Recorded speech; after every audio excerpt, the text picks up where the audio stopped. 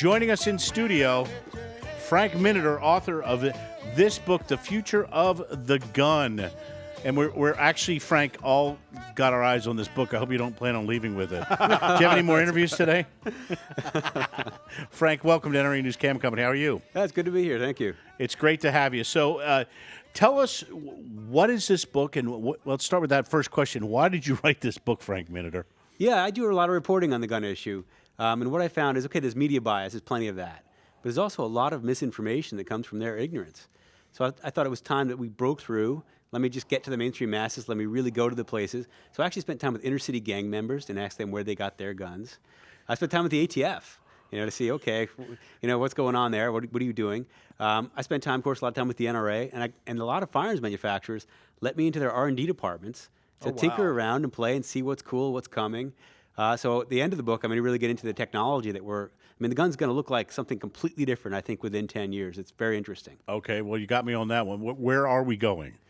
Well, we're going with electronics that are being integrated into the firearm systems, not just electronics. Interesting, I talked to a lot of young engineers, and what they're doing is using SolidWorks, which is a CAD program, where they go on screen and they actually build the gun. It used to take a long time for a guy with a lathe to have to put it in there and cut this and cut that off, try to design this new gun. Then it was very hard to turn that around and put it onto a line and actually make that gun. Now in hours, they can change it. They can actually shoot it on screen. Wow. It'll test the pressures for the round. I mean, it's just cool. So they're looking at this and going, okay, here's this old technology, metal, wood. I can do all this new stuff with it. So that's what they're doing. It's essentially advances, if I'm understanding this correctly, what they were able to do with computerized technologies in terms of making things like the stealth fighters fly. They can simulate that. It's all this computer-controlled technology. Otherwise, the stealth fighter would crash like a rock or be uncontrollable. Now you can do some really amazing things with firearms in that regard. Absolutely. Yeah. Look at what's going on in Ferguson. I find this interesting. What if there was a camera in the front of that gun? We don't know instantly what was going on. Right. And that was for the law enforcement's protection and for everybody. So that's just a nice way to actually help them. So one thing I do a lot of stuff about through this job about new firearms, but also about with the Curator's Corner and other stuff about other like older firearms technology. The one thing about firearms technology is it's so sound. There's such great designs that they haven't been needed to be redesigned for years and years. But so where are we going? I guess my question is, where are we going with electronics? Are we actually talking about fundamental changes in the way a firearm operates, or more just kind of the things sort of more kind of bells and whistles? What are you seeing? I'm not seeing the bullet go away anytime soon. I asked that over and over again, and some of the people at Federal Cartridge and other gun companies told me they do have patents and they're playing with things, but they just don't see that happening anytime soon. No, I mean, it's laser systems built in. It's tracking point digital optics that are married to the trigger, and it's taking that to a level that I don't think a lot of people really are aware, like that what the military is doing with their one-shot program. It's very interesting. I mean, some of it's scary. I mean, it's going to be on drones, actually flying to your room. You don't hear it, and there it is. That's true, okay? But it's also very interesting. They could set, for example, if you're doing a street fight, but you have distance fighting going on, and your bullet drop is this, and you're going to be more taking on targets at 300 meters. You could set it to just be perfect on for 300 meters. What we were just talking about with Rhea would completely change the way she does her target shooting. That's right. She's a competitive shooter. Competitive shooter we just had on. Speaking with Frank Miniter, kind enough to join us in studio, author of The Future of the Gun. And so when you're talking about this, let's get into some of the kind of high-tech, kind of almost science fiction-y kind of stuff. Because I've heard in the past talks about things like rail guns and things like that. Right. So you say we're not going away from bullets and cartridges and gunpowder anytime soon. Yeah, the electronic ignition idea on a cartridge, it's been tried. Remington pulled it off, but people were afraid of using that technology because, cold weather could possibly kill it and this kind of thing. It was a neat idea, and there are people playing with that, but there's not a lot of R&D money going into that. It's more new cartridges, better bullets, and bullet technology over the last 3 decades. It's amazing. I talked to a couple of special forces guys who now use a special cartridge when they need to drill a hole in a wall to put a cartridge, put an explosive in there. They have a bullet, put the mag in, boom, boom, boom. It actually just blows a little hole in the wall. Wow. Because they're used to dealing with cement walls in the Middle East.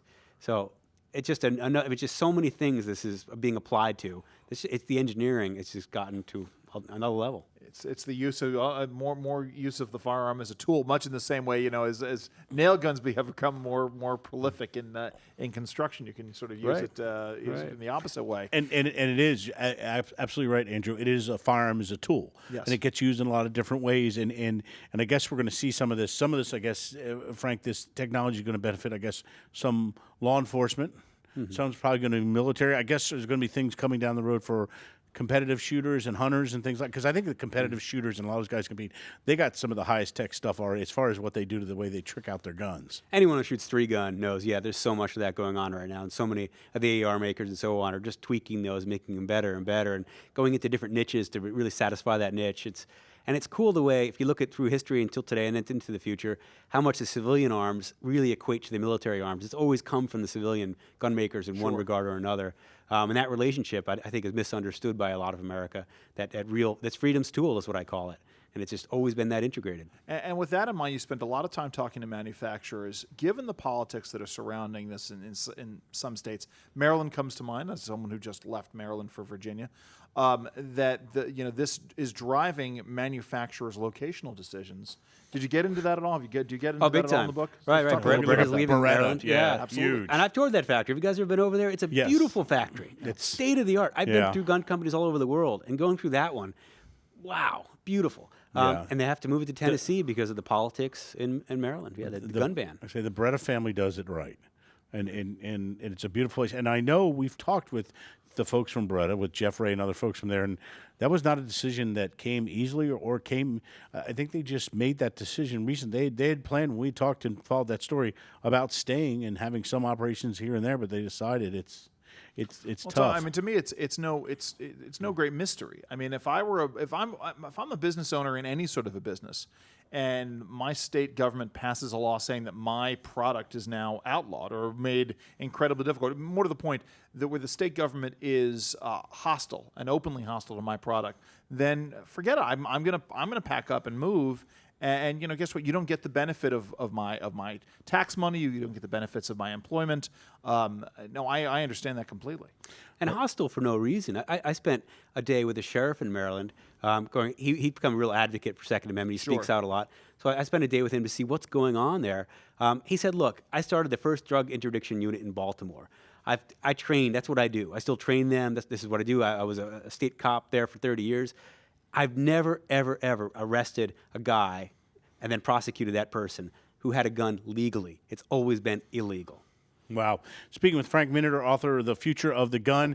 And unfortunately, Frank, we love to talk about the technology, but because of firearms, the way some people are, on both sides of the issue, quite frankly, politics are always tied up into firearms. So what part in talking about the future of the gun, I know part 2 of your book is about the political part of it. What part do politics play, or you think they're going to play in the future of the gun? It's all integrated within, and we see that in the smart gun debate right now, where the anti-gun movement wants to have that mandated as a huge gun ban is what that would become. So it's throughout, and so it's throughout the book as well. And I went to a lot of people who are from the NRA and so on, who have a lot of knowledge, and let me go into the world with them to see, so I could really answer these questions. Because it's all integrated. We're going to deal with it for a long time. So do you see other, we've talked about smart guns, and we actually talked to you about smart guns before, and how, most of us on this side of the debate don't believe that is unproven technology. That's my opinion. And it could be very detrimental to, especially you talk to some law enforcement officers about having smart gun technology, if it works at being able to have a particular identifier or a way to fire your gun. But what's other technology that you see coming on firearms that may be affected in a political way? In a political way, it's ARs that they want to call assault weapons. That's the big category. Okay. And they're looking to expand that. I'm in New York State, and if I have a Model 1100 shotgun with a pistol grip, it's an assault weapon. Wow. I can't own that gun. That's a political term they just keep expanding on us, and that's what they're going to do. Wow. It just confounds me that unfortunately such a thing like a firearm. We talk about the simple, good working technology, but it's hard to get it to how are we going to advance it properly when everything is a political skirmish. That's right, and that's why I actually went behind their lines. I went to the inner city. I spent time with gang members to see what their world is, how we solve it. One gang member actually stood me on a street corner. This is in a rough area in New York City. And he points around and says, look, I know you don't get it. You're not from here. Let me show you what's going on around you. He says, see those stores? The shop owners in there should be the pillars of this community, but they're not. Their guns have been taken away. They're neutered. They're victims waiting to happen. He says, now look around more. There's a cop. He's the good guy. And he is a good guy, but unfortunately, this community just doesn't always see him that way. That's life. Okay? Now look down there. Yep, those are gang members. They might not have a gun on them, but they can get a gun and they can kill you. They're real power on the street we have to fear. So who does that young guy look up to? Who does he want to be? It's the guy with the power. So I said, is it hopeless then? What do we do? How do we change this?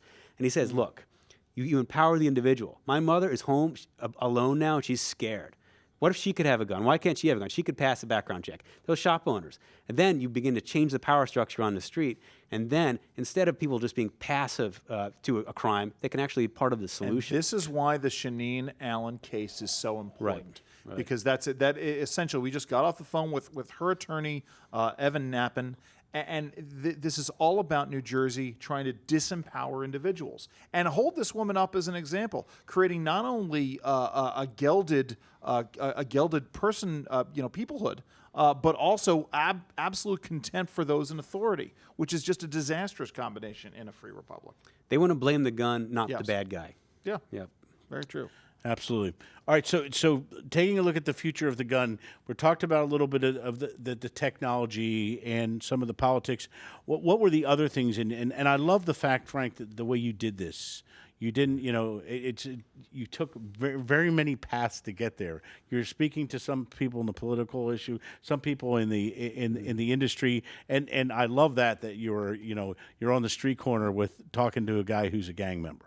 Because a lot of people, I think, with this, with the gun issue, they have closed ears and closed eyes, and they won't even listen. And not that I have to disagree with the other side, but it's nice to get to hear feedback from all sorts of different places. So what else jumped out at you as you were doing this that maybe was like, wow, this is kind of eye-opening stuff? That sounds like a wow moment. That must have been for you on that street corner. Yeah. I did a chapter on how gun rights beat the media, which I find fascinating, and I spent a lot of time with Chris Cox and David Keene talking about that, and also Stephen Hunter, the novelist and the New York Washington Post writer, Pulitzer Prize winner when he was there, and I asked him, how do you change minds? How do we deal with that newsroom? And he explains to me that they think inwardly. They talk to each other, not to the rest of America. They don't get there's 100 million gun owners out there that vote their freedom. They don't understand America for the most part. He says, but you got to understand that these young reporters who come in and believe in consensus, they talk to each other, they're conforming to those social values. And by doing that, if they actually believe that a guy or a woman has a right to stand up for their own liberty with a firearm potentially, that to them is too hard to grasp. That's a real individual doing something. They believe in the social group, the consensus, and all this. He says, so breaking through to them, he converted a bunch of Washington Post people to at least being not as rabidly anti-gun. And he says it's just so hard to get them to attack their foundation in that manner. Wow. So did you talk to any of the mainstream media in doing this? Or? I did, quite a few. Yeah. And was that your impression? Always. Once I was here in Washington, D.C., and I was reporting on the Fast and Furious scandal. Ooh. And so I'm reporting on the file, and I'm sitting at that press table where there's all these reporters around me, and it's the Washington Post and all the AP and all the major outlets. Yes.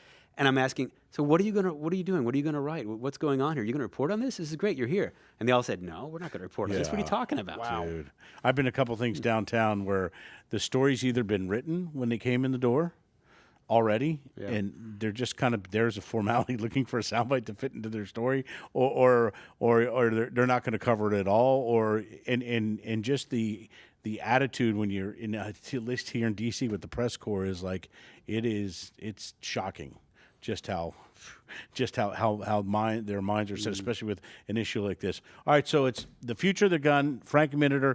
I take it it's available everywhere, right, Frank? Amazon, Barnes & Noble, wherever books are sold. Is Costco going to carry it? I don't know, obviously. That's a good question, Andrew. There you go. Given their track record of late, who knows? All right, so before you go, I could talk to you about this all day because it's full of really neat stuff you did. Give me one more good story from the sort of the writing of this book of something that just just was really something interesting that happened. Yeah, one guy that really surprised me was John Ononi, who runs Camp Compass. Yeah, I know John. Yeah, he saves inner city kids by using the good parts of the gun culture. Absolutely. And he was meeting his students, the current ones and ones who are former, and over being told by his inner city kids who only had bad influence of the gun, the gang influence, until John brought them hunting and had them do that kind of thing. Over and over again, they told me I'd be dead or in jail, like a lot of my friends, if it wasn't for John and using guns to save me. Wow.